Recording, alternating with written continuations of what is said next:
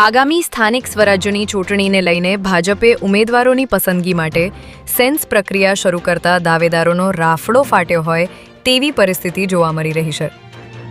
અમદાવાદ મહાનગરપાલિકાની ચૂંટણીમાં ઉમેદવારી કરવા માટે ભાજપ દ્વારા ગઈકાલથી સેન્સ પ્રક્રિયા શરૂ કરવામાં આવી છે।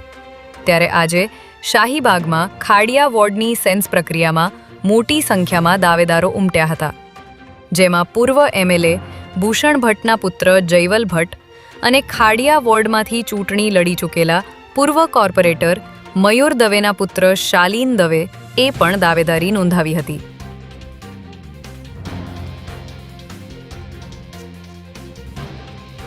સરખેજ ધોળકા રોડ પર આવેલી એક તલાવડી નજીકથી આજે વહેલી સવારે એક વૃદ્ધાનો મૃતદેહ મળી આવતા સમગ્ર પંથકમાં ચકચાર મચી ગઈ છે। મૃતક વૃદ્ધાની ઓળખ 85 વર્ષીય સમુબેન તરીકે થઈ છે અને પ્રાથમિક વિગતો અનુસાર સમુબેન છેલ્લા કેટલાક સમયથી માનસિક રીતે અસ્વસ્થ હતા। આજે વહેલી સવારે 4 વાગ્યાની આસપાસ તેઓ પરિવારમાં કોઈને પણ જાણ કર્યા વગર ઘરેથી નીકળી ગયા હતા। ત્યારે તલાવડી પાસેથી સમુબેનનો મૃતદેહ મળી આવતા સરખેજ પોલીસનો કાફલો તાત્કાલિક ઘટના સ્થળે પહોંચી ગયો હતો। પોલીસે હાલ મૃતદેહનો કબજો મેળવી મૃત્યુનું ચોક્કસ કારણ જાણવા માટે પ્રયાસો હાથ ધર્યા છે।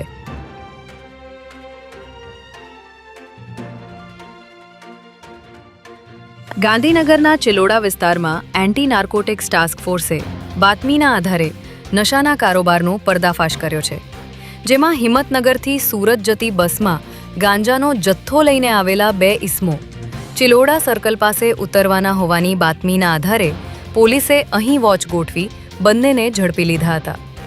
જે બાદ તપાસ કરતા આરોપીઓ પાસેથી 12 પ્લાસ્ટિકની કોથળીઓમાં ભરેલો ગાંજો મળી આવ્યો હતો। ત્યારે પોલીસે વિરાજ સોલંકી અને આદિત્ય બારૈયા નામના આરોપીઓને ઝડપી લઈ 11 કિલો 940 ગ્રામ ગાંજાનો જથ્થો કબજે કર્યો હતો।